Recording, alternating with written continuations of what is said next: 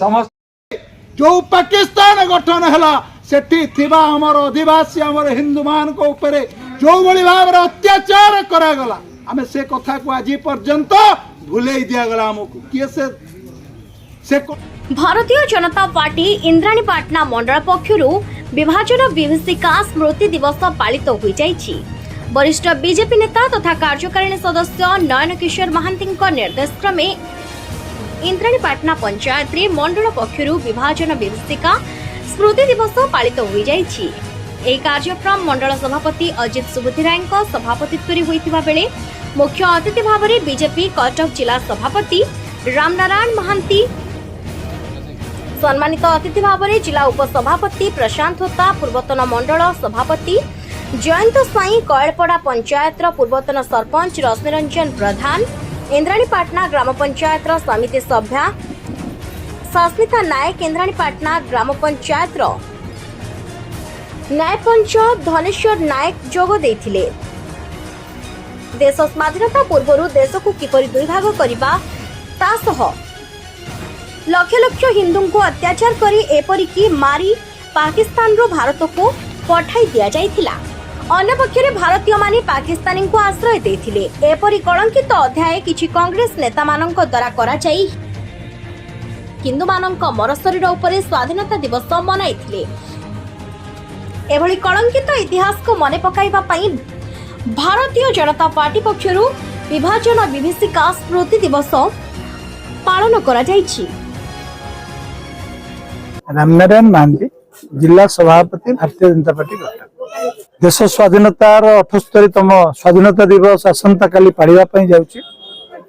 किंतु वास्तव में स्वाधीनता पछरे जो माने बलिदान देइछन्ति, जो मानकर बलिदान को आज पर्यंत लुचेई की रखा जाइछि, से कथा को मने पकेइबा। 1947 मसीहा अगस्त 14 तारिख राति रे जो विभीषिका भारत वर्ष रे हितला, जो बड़ी भाव में पाकिस्तान रे हिंदू मान को ऊपर आक्रमण करा जाइथिला, लक्ष लक्ष संख्यार हिंदू मान को मारी दिया जाइथिला, काटी दिया जाइथिला, भौणी मानकर, नारी मानकर, माँ मानकर इज्जत को जो बड़ी भाव में लुटि निया जाइथिला, से कथा मध्य आज मने पकेबार आवश्यकता अछि। आमर यशस्वी प्रधानमंत्री नरेंद्र मोदी शासन रे आसीबा परे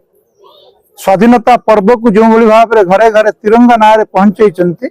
सेही बड़ी भाव में ए देशर विभाजन रे जो माने बलिदान देइछन्ति, ए देशर अखंडता उपरे जो मानकर बलिदान हेछि, तांको मध्य श्रद्धांजलि जनेबा, तांको मध्य मने पकेबा पई आज रे कार्यक्रम। आज सारा भारत वर्ष रे दिवस को विभाजन रो विभीषिका दिवस स्मृति दिवस भाव में पालन करा जाउछि। से शहीद जो माने हेतिले सेते बेले तांको हम श्रद्धांजलि अर्पण कलु एवं ए देशर अखंडता पई आज आमे सारा भारत वर्ष रे समस्त को निवेदन करूछु, ए भारत वर्षर अखंडता पई समस्त संकल्पबद्ध हुअन्तु, ए जाति ए देशर अस्मिता पई समस्त ऐक्यबद्ध भाव में संग्राम निजर जारी रखन्तु, सेथि पई मध्य निवेदन रहिला। एवं प्रधानमंत्री मध्य जो माने देश विस्थापन हवा पर जो माने देश को आसीथिले, तांकु मध्य प्रथम थर पई केंद्र सरकार नागरिकता प्रदान करिसंती, सेथि पई आजिर सभा मध्य माध्य आमे प्रधानमंत्री मध्य कृतज्ञता एवं धन्यवाद जणाइबु। आपण भल भाव में जानिथिबे से समय कांग्रेस रे जो सरकार, कांग्रेस रे नेतृत्व जो माने देश विभाजन पई कहउथिले जे देश मोर सब उपरे विभाजन हबो, जो माने निजर स्वार्थ पई देश रे प्रधानमंत्री हवा पई जो माने देशर विभाजन को स्वीकार कले,